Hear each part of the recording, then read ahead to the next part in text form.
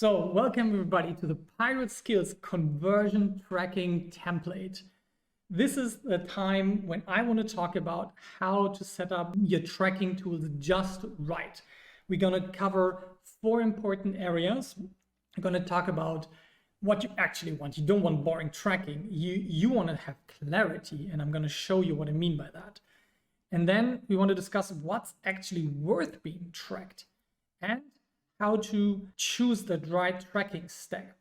And then I'm going to share the conversion tracking template, which is a spreadsheet that you can use to make sure that every single important tracking event is set up in all of the right tools that you have chosen before.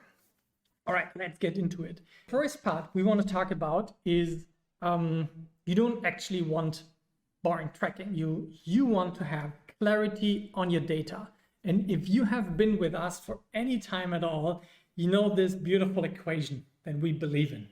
Cost per acquisition, if it's bigger than customer lifetime value, that doesn't make us entrepreneurs happy. That's killing us. We are spending more money on acquiring a customer than the customer delivers in terms of revenue to the business. That's not fun. But as soon as you get cost per acquisition below customer lifetime value, you are going to be happy and you can scale in a sustainable way. Even if you do it just as an impact entrepreneur, what I'm saying, just if you're doing that as an impact entrepreneur, this is the equation you need to hit in order to reach your mission. And then you can scale up in a sustainable way. You can increase your team, you can increase your impact. And this is what Pirate Skills is really about. We want to help you take your product and add that magic component of marketing and sales to it. And in order to know that you are playing here in this area, you want clarity. This is actually what you want. You want to have very detailed clarity. Let me just present it to you as an example. What you truly want to know is where are you wasting your money, for example, in your Facebook and Instagram ads. Let's take a look at this example. It's an e-commerce case. It's from a couple of months ago. And I want to show you how much changes from the perspective if you just look at the clicks and then look at the purchases and then actually look at the return of advertising spent, which is the whole equation. So let's zoom in a little bit. So here we say a lot of different campaigns. We got 1, 2, 3, 4, 5, 6, 7, 8, 9 campaigns. Spontaneously, which one is the best campaign? If this was everything you knew, which one is the best? So let's see. This one delivers the most traffic to our website because unique outbound clicks, like every user is just being counted once, no matter how many times he clicks, and he actually clicks outside of the Facebook, Instagram world to our landing page. And yeah, I get the most clicks. They have the highest engagement rate, 4.3% click-through rate is amazing. Yeah, and a click price of 60 cents, like 59 cents, that's absolutely fine. I've seen lower, but in e-commerce, seeing much lower than 60% is pretty irregular. You need to have something very exciting to see something higher. So we have very, very good numbers for this campaign number 2, and we should expect this one to be the winner. But of course, it's not, because you have to look deeper into the funnel. And that's the only reason why we care about this tracking stuff. Are we wasting our money in this campaign or not? It looks extremely promising, but if we do not look beyond the click, we make fatal mistakes. So let's look at bad campaigns here. For example, really bad is this one. Yeah, let's take a different color here. Let's take blue for the bad ones. Very bad click-through rate, very high in terms of cost per click. Yeah, we can't afford it. I mean, we're talking about the same product area, and we want to know, what was the difference? Why do 4% click on this ad and only 0.3% on this one? And this is where we get into not just looking at analytics, but figuring now out what is the action we need to take. All right, let's move over a little bit. And we saw that this very promising campaign number 2 with the 59-cent click now has fewer purchases than the other ones, even though it had the most clicks by far. It only has 44 purchases in a 7-day attribution window, and the purchase costs €59 per purchase. For this business, it is profitable, it is working out, but it could be better. So where do we actually have the best cost per acquisition, which is the next best thing you can look at? You're tracking your purchases instead of just the clicks. And now the cheapest cost per purchase should be the best, theoretically. Now we have pretty cheap ones here, here, and here. But those 3 campaigns didn't even show up on our radar when we analyzed like which one were the best and the worst. So we probably wouldn't have scaled them, we wouldn't have cut them, they would have just been flowing around. The other ones look really, really bad. Now let's remember which one was the campaign that was really bad. It was the one with the €4.71 click. It didn't recover. Like really high click prices very rarely managed to ever get to good sales prices. But what were the click prices with those €30 per purchase level campaigns? Let's look back. They were having pretty good, but still like average click-through rates. Yeah, they have, in my opinion, pretty high cost per clicks. I prefer cost per clicks around €1, €1.50 and lower. And they are way above. But do we give a if the cost per acquisition is fine? Oh, we don't. We are happy. Now we got 3 new winners. Number 1, number 3, and number 4. Now let's look one step deeper. What if there is a difference in how much the people bought? The cost per acquisition only looks at the one purchase they made. What about if one person, one particular campaign bought stuff for €100 while the other ones were only buying stuff for €50? This is when we have to look at the next step in the funnel. The cost per purchase is now fine. We were looking at those 3 campaigns and this one was the best one. But what about the relationship between what the customer left in revenue and what we spent? This is what we call the return of advertising spend. Imagine it like this. If you pay Facebook €1, how many euros do you get back? In those 3 cases, you get €2.26, €2.27, €2.35 back. So indeed, here the cost per purchase very much correlates with the return of advertising spend. If I could just choose one number in all of the tracking, I would always go for the return of advertising spend. Only if I had like a possibility to just see like pure profit, I would maybe even prefer that. But I would prefer the return of advertising spend, which is a quality metric, like 235% return of my investment. I get that. That is good. That is a quality metric. But I also want to see volume, yeah, which would be some kind of margin that I calculated. If I could choose 2, then those would be the ones. So, but if I could only have one, ROAS would be my absolute favorite. So this is what you actually want. You don't want all of the tracking nerdery. You want to see clarity. I am burning my money in all of these campaigns, yeah? And only these 3 ones are profitable. Yeah, because I can afford a ROAS like up to 2.0 return of advertising spend. All of the other ones, they are money wasters. And we wouldn't have seen this if we would just look at the data in the front end. We need the pixels on our website. Yes, we also need consent to fire those pixels, but if you set it up right, you should see conversion rates, opt-in rates between 60 and 80% for your users. And this is more than enough to track the rest as well. Now that we tackled that, let's talk about what's actually worth tracking. We already talked about the deepest conversion, the purchase, but what is happening until the purchase happens? And especially in B2B, where the purchase maybe happens in 6 months, we might want to be more interested in what is a customer doing in the funnel that he's going through. We got a B2B lead generation funnel where you give somebody a white paper and they get into your email marketing system, and then they get some lead scoring. At some point, somebody calls him. Yeah, and then stuff is happening. You can feed that back to your advertising system, and this is what you also want tracking for.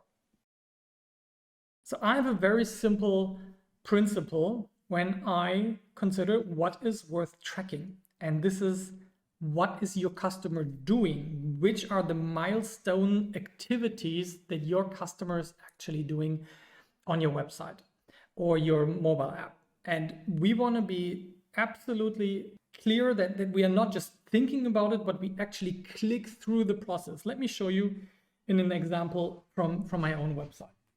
Okay, let's head over to pirateskills.com. Here is our website. Now, of course, the first thing I want to see, the person landed on this website.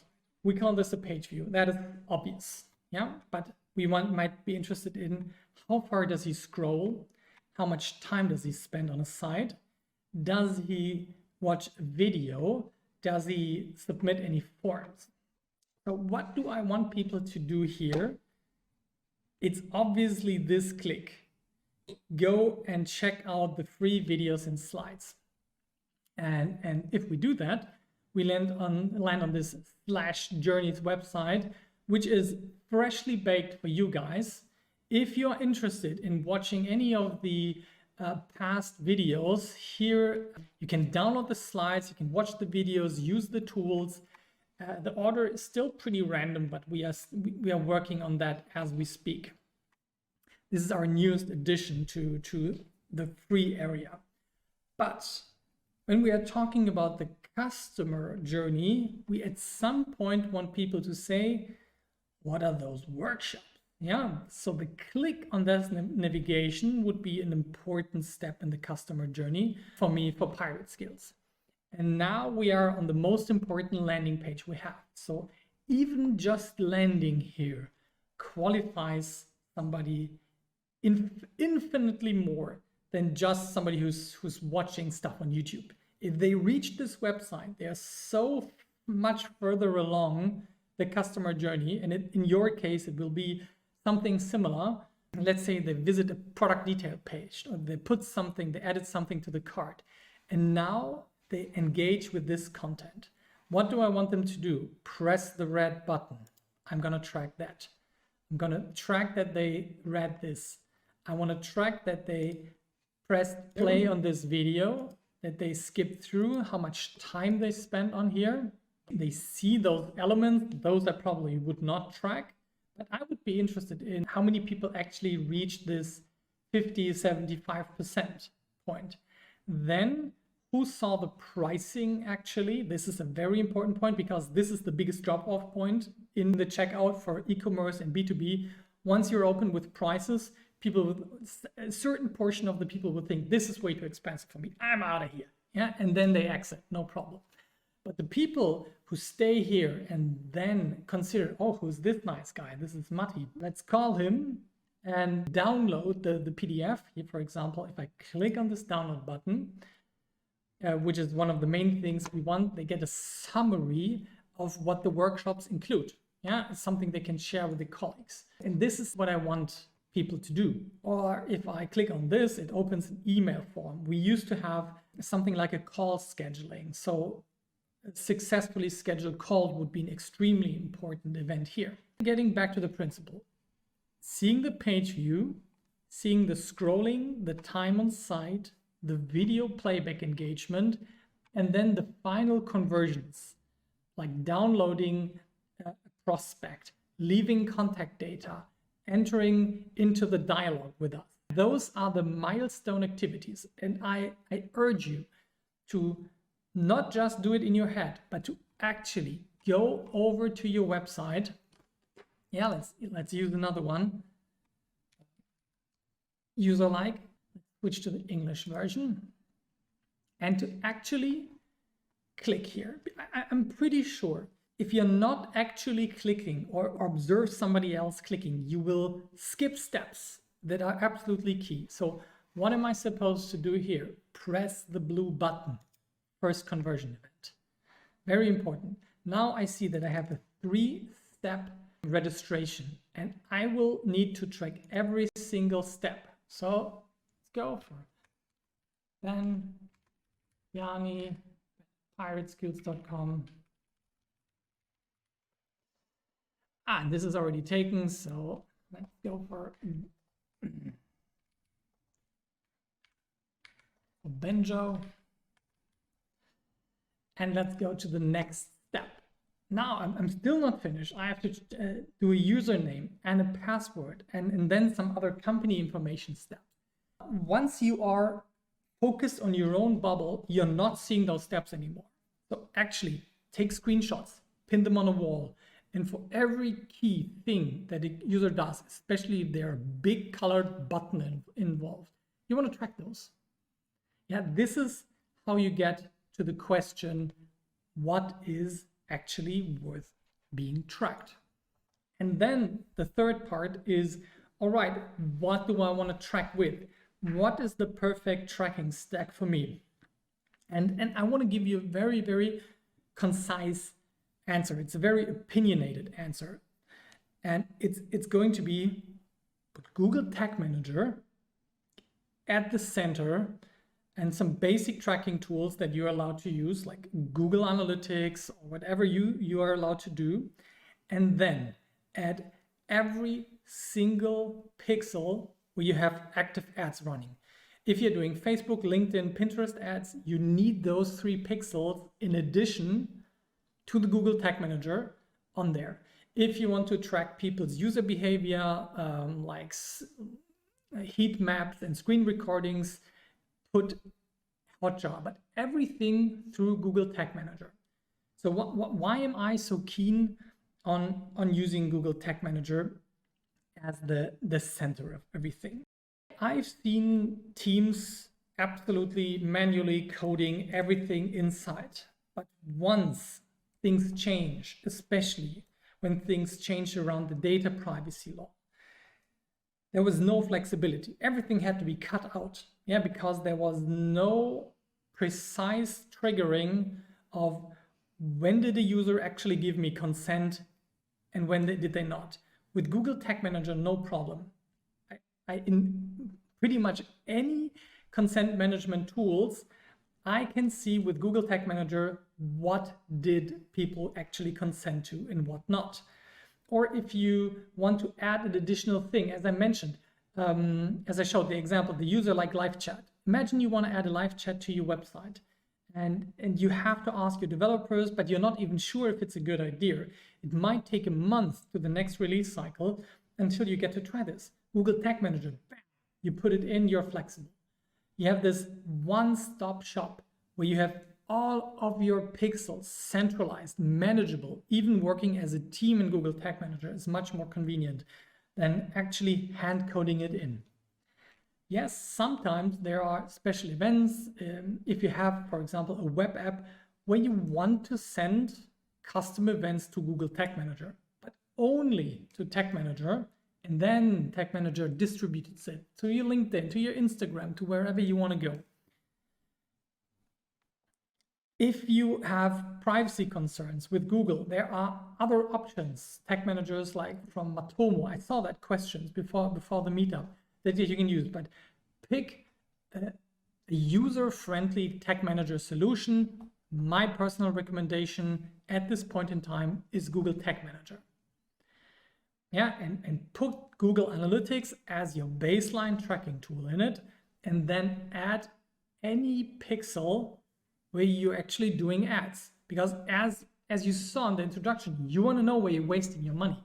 And this is the only way where you're going to find out where that's happening. And on the opposite side of wasting money, you want to see which campaigns to scale up so you can increase your volume, your throughput. So last but not least, how then do we keep an overview of which pixels we are firing, where, in which tool, how it works all together with Google Tag Manager? And this is where we want to look at the conversion tracking template. And it looks like this. It's a simple spreadsheet where you can track all of the events you want to keep an eye on with your users and that you want to send as conversion event to your ad platforms or to your product development team. And where you can colorize, oh yeah, this is successfully implemented, this is due to be implemented, and oh, we have a problem with this event and something is not working right. If you want to pick up this template, we put it in a lesson at pirateskills.com/tracking. It's a Google spreadsheet that we are going to look into in a moment and go through a bit in a more detailed way. But this is what you want, a centralized place to hold all of that. So let's move over, let's take a look at it.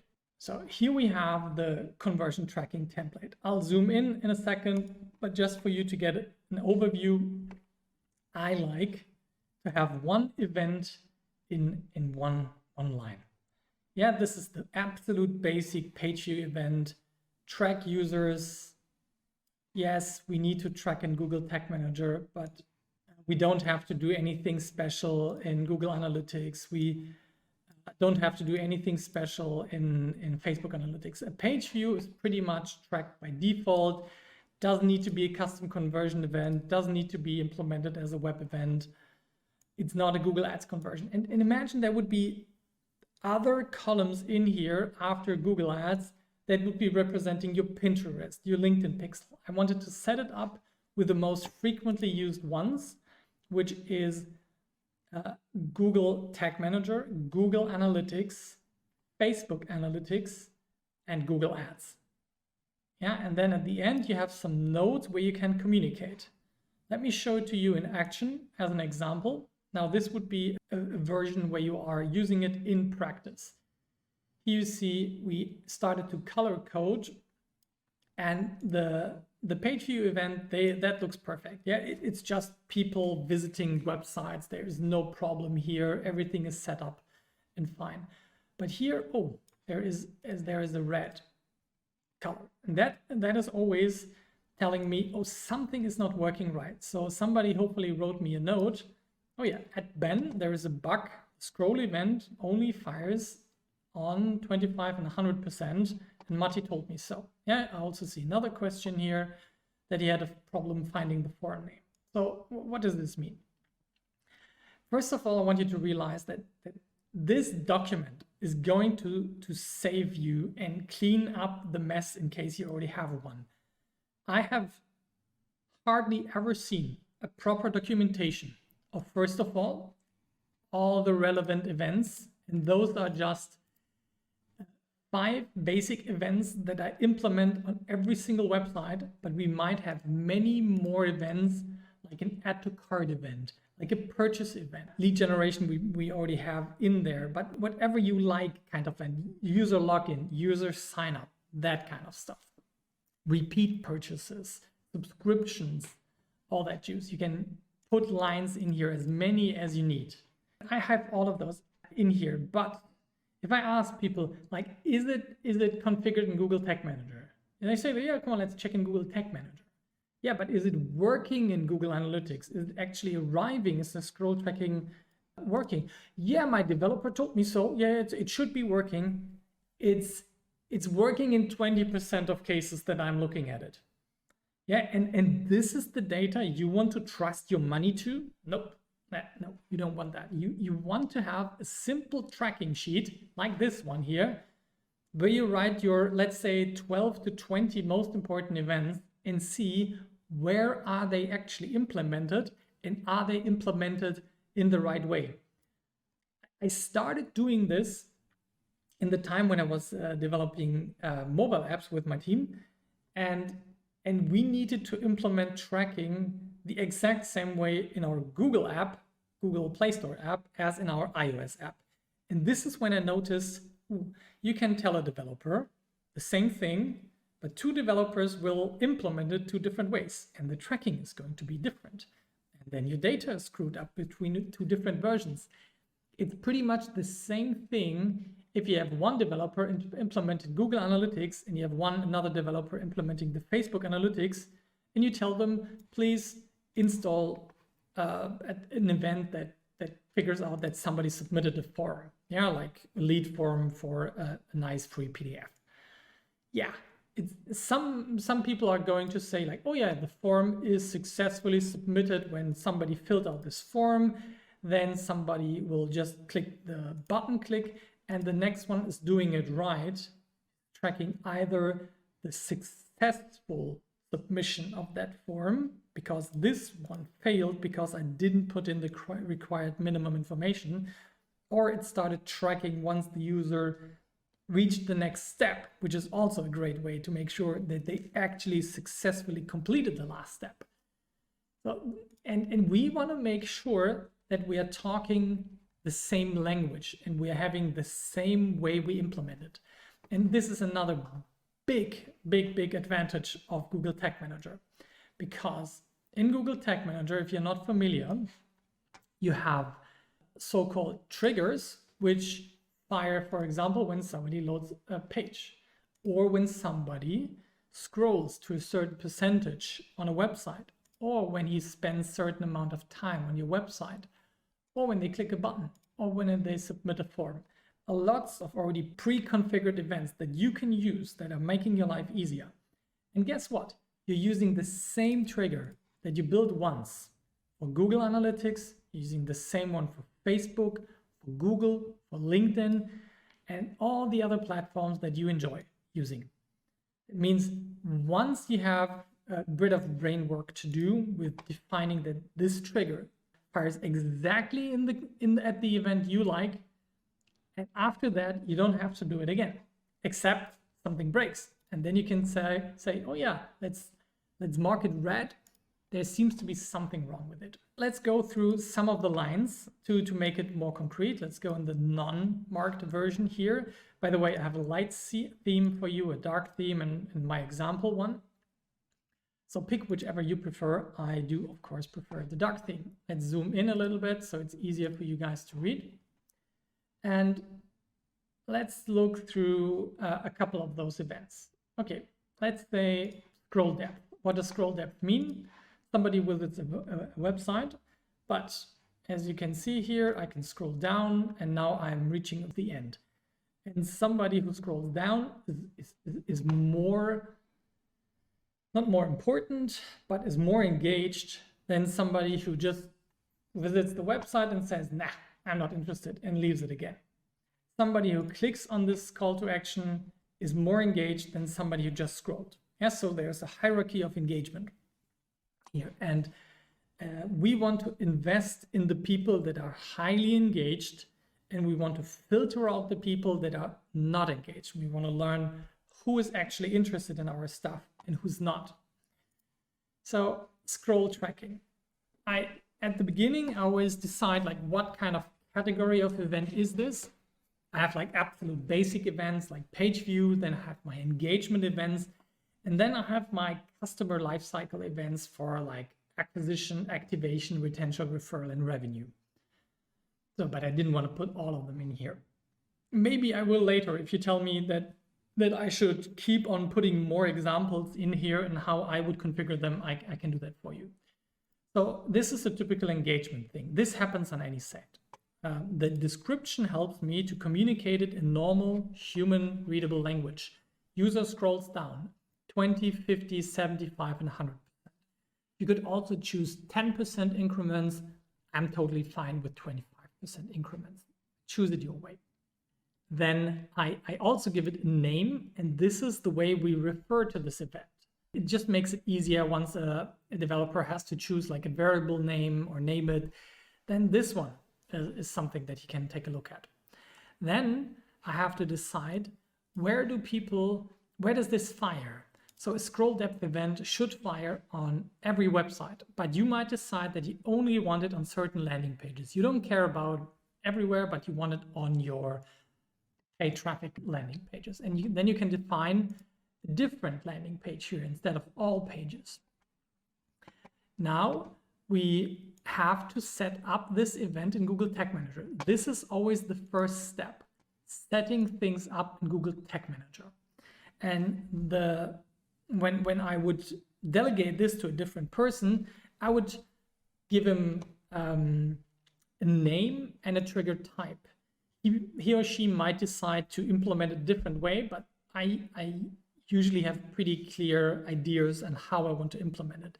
And if he or she has a better way to implement it, they would just change the trigger type here. For example, they could say, nah, this is stupid. I roll it with custom events, and then you should change it here. And I know, this is based on a custom event, not on the standard scrolling plus threshold trigger. I have a Google Tag Manager event where I explain how to set up Google Tag Manager triggers and tags if this sounds a bit weird to you. And I will link it in the description below so you can check that out. I will just say, okay, scrolling plus threshold makes total sense. Let's do this. And once I set up the trigger, I'm pretty much done with Google Tag Manager in terms of the initial setup. Now, everything else is going to be a tag. Let me just show you, to not make it too abstract, my Google Tag Manager for pirate skills. Let's see. There we go. And everything consists out of tags and triggers. Here is the Facebook call to action button click, and I have a corresponding trigger that is called click call to action based on a class. Yeah, I have this for Facebook. I have this for my time on site triggers. I have this for Google Analytics. I have this for LinkedIn and for other tools. I've defined this. So the next thing is now going into the tool.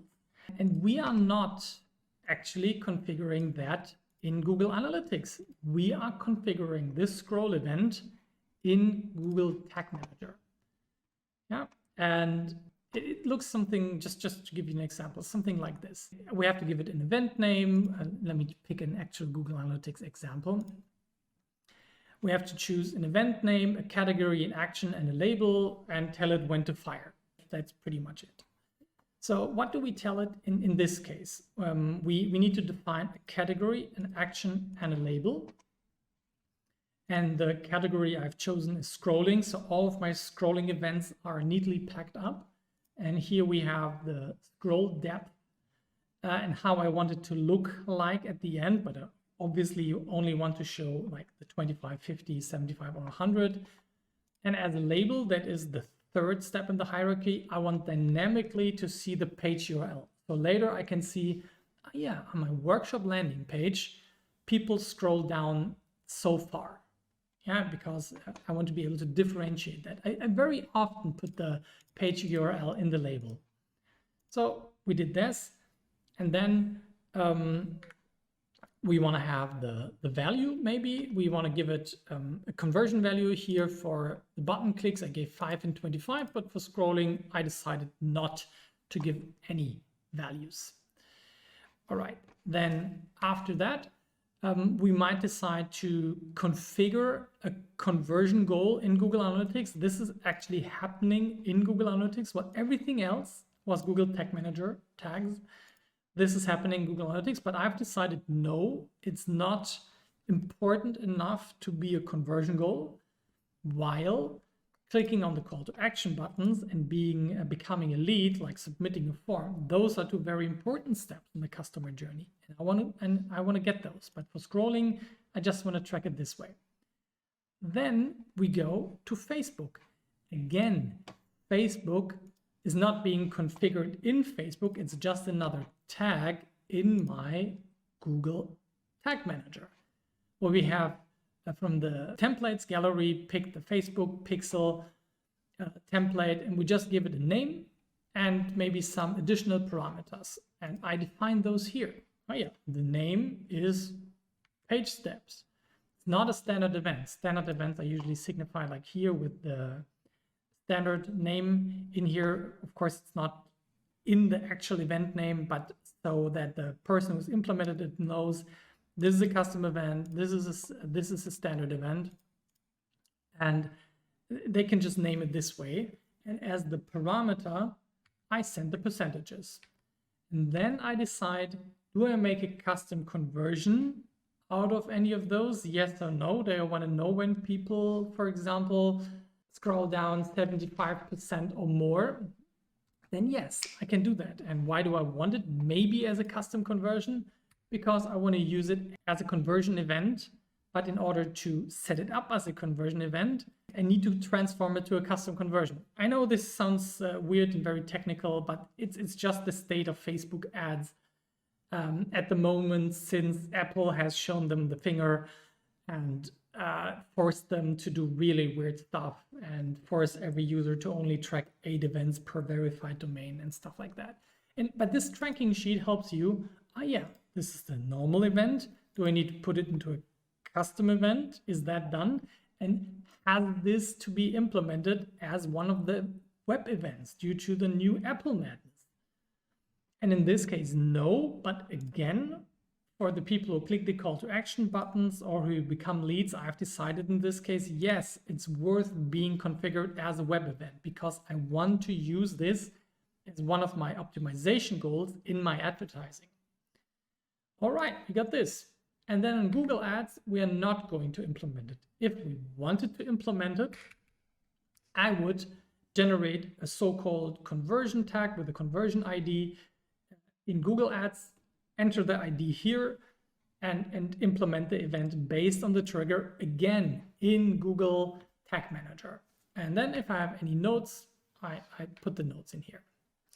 The same for all of the other events here, for button clicks, for engagement, for time on site. I usually like to track like 15, 30, 60 seconds, 120 seconds.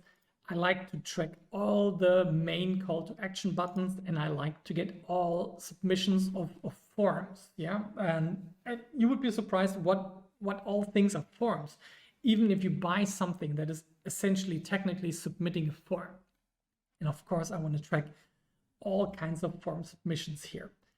So this is the conversion tracking. Feel free, steal it, yeah, and make it your own. If you go on the website piratesgoods.com/tracking, you will be able to see this in one of the lessons. You might need to register if you're not yet a part of this community, but you should be anyways if you're enjoying this. All right, I hope this is helpful for you. Please give us feedback on this, and we will keep on improving those templates that we are building for you since the beginning of the year. We have built the growth marketing index, we have built the content journey map, and we have built the landing page setup, and now this conversion tracking template. And all of the ones, they're work in progress, so feel free to check in later. You might already see an improved version of this on our website. So that is pretty much it, what I wanted to share with you tonight. So I hope you understand now that you actually don't want tracking. You want clarity where you're wasting your money and where you can scale up your efforts. And you understand now that what's being worth tracking are the moves that your user is doing in order to become a customer. And I hope I could convince you that you want a centralized tag management system like Google Tag Manager as the center of your right tracking stack. And you can use something like the suggested conversion tracking template I just showed you to clean up your tracking mess if you have one, or to improve and build upon the good setup that you already have. That's it for tonight. Bye-bye.